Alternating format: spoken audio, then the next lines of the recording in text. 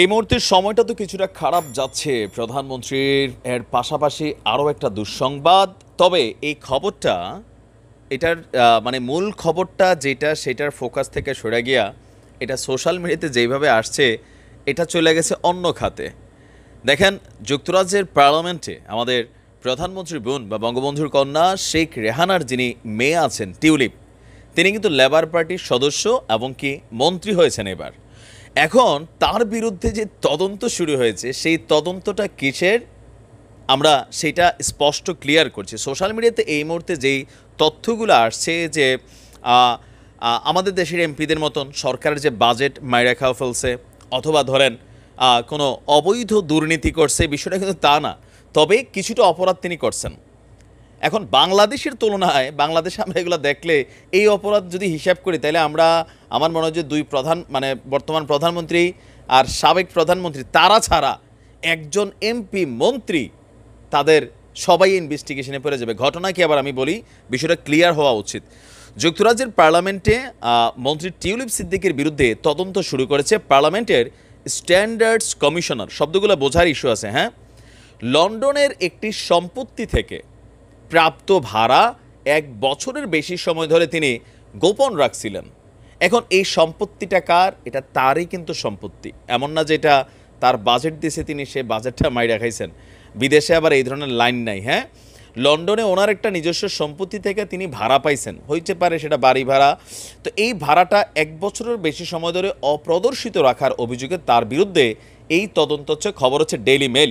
এখন আমরা যারা উন্নত রাষ্ট্রগুলোতে বসবাস করি আমাদের আয়ের উপর একটা ট্যাক্স দিতে হয়, সম্ভবত এরকম কিছুই এখানে একটা ঘটতে গেছিল।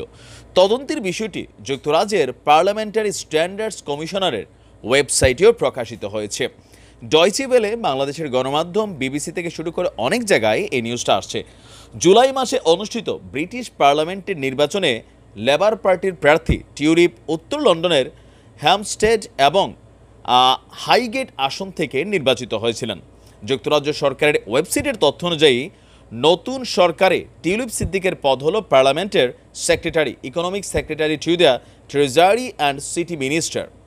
ডেইলি মেইলের প্রতিবেদনে বলা হয়েছে নতুন পার্লামেন্টে টিউলিপই প্রথম সদস্য যাকে স্ট্যান্ডার্ডস কমিশনারের তদন্তের মুখে পড়তে হচ্ছে। প্রতিবেদনে উল্লেখ করা হয় একজন এমপি হিসাবে আর্থিক স্বার্থ সংশ্লিষ্ট বিষয় নিয়ে নিয়ম ভঙ্গ করেছিলেন তিনি এবং বিষয়টিতে গত মাসের শুরুতে তিনি ক্ষমাও চেয়েছিলেন। তার মানে এটা এখন আসে নাই, তিনি ক্ষমা চেয়েছেন কিন্তু সম্ভবত এই ক্ষমাটা কার্যকর হয় নাই। লেবার পার্টির একজন মুখপাত্র বলছেন বিষয়টি টিউলিপের নজর এড়িয়ে গিয়েছিল। এটি জানতে পারার সাথে সাথেই হাউস অব কমন্সের রেজিস্ট্রারে তা উল্লেখ করা হয়। তিনি আরও বলছেন পার্লামেন্টের স্ট্যান্ডার্ডস কমিশনারকে পূর্ণ সহযোগিতা করবেন টিউলিপ।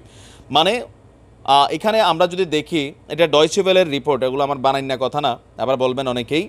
লেবার পার্টির মানে এই পার্টির যিনি একজন প্রধান মুখপাত্র তিনি বলছেন যে এই আয়কর সম্ভবত এরকম টাইপেরই কিছু, যেহেতু নির্দিষ্ট একটা টাকা তিনি হাইড করছেন 1 বছরের ভাড়া, তো সম্ভবত এটা সামহাও মিসিং হয়ে গেছে। মুখপাত্রের বক্তব্য এরকমই, তিনি ইচ্ছাকৃত টাকাটা হাইড করছেন এরকম না। মুখপাত্র বলছে যেহেতু তার দলেরই আর রাইট নাও তিনি একজন মন্ত্রী, বিষয়টা নজর এড়িয়ে গেছিল। পরে যখন এটা সামনে আসছে তিনি সাথে সাথে বিষয়টা নিয়ে সরিয়ে বলছিলেন, এমনকি এটা নিয়ে ইনভেস্টিগেশন থেকে শুরু করে যাই হোক সেই ক্ষেত্রে নিজের জায়গাটা ক্লিয়ার করার চেষ্টা করছেন। ভাবা যায় বাংলাদেশে যদি আমরা এই স্ট্যান্ডার্ডস কমিশনার চালু করি, আছে আমাদের ইসি আছে, কিন্তু আমরা দেখছি যে কিভাবে সম্পদ রাতারাতি কত থেকে কত হয়। কিন্তু সোশ্যাল মিডিয়াতে আসছে কি যে দুর্নীতির দায়ে অভিযোগগ্রস্ত প্রধানমন্ত্রীর বোনের মেয়ে অথবা শেখ রেহানের মেয়ে। এখানে দুর্নীতির দায় না, বিষয়টা হচ্ছে সম্ভবত ট্যাক্স ফাঁকি সামহাউ। আমার কাছে যেটা মনে হচ্ছে, আম নট শিওর, বাট যেহেতু এখানে বলছে যে অর্থনৈতিক ইস্যুটা আছে, 1 বছরের ভাড়া তিনি দেখান নাই, তবে এই সম্পত্তিটা তিনারই, এটা রাষ্ট্রীয় কোনো বাজেট ছিল না। তো দিন শেষে তিনি আপনার এই কমিশনারকে পূর্ণ সহযোগিতা করার জন্য করছেন, আর এর আগেও তিনি সরিয়ে বলছেন। তারপরেও বিদেশ দেখেন, ভাবা যায় বাংলাদেশে এগুলা। আমরা চাই আমাদের রাষ্ট্রটাও এরকম হোক, যে স্ট্যান্ডার্ডস কমিশনার যে সিস্টেমগুলো আছে এগুলো চালু হোক। প্রয়োজনে সব এমপি মন্ত্রী বাদ দিয়া নতুন আর একটা টিম তৈরি হবে যারা এরকম স্বচ্ছতার সহিত কাজ করবে। তাইলেই হয়তো আমরা বাংলাদেশকে সিঙ্গাপুর অন্যান্য দেশের সাথে যখন তুলনা করি এটা হইতে পারে। তো দেখা যাক কি হয়। ভালো থাকুন। আসসালামু আলাইকুম।